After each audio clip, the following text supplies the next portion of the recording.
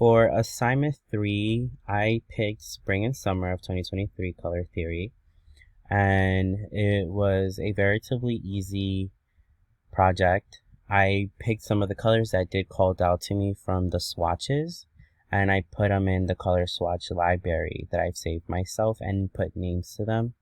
And then the ones that I did choose from in my swatch story, I used different brushes, different techniques. I made of a sort of a rainbow or as a loop trying to go in a certain direction.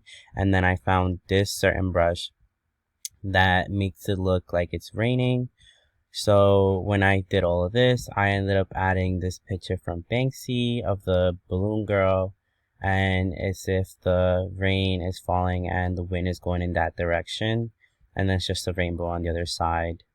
This was a good assignment to figure out how to use the brushes on Photoshop, and I used the drawing pad for this, which made it a lot easier, especially when you do these kind of curved lines.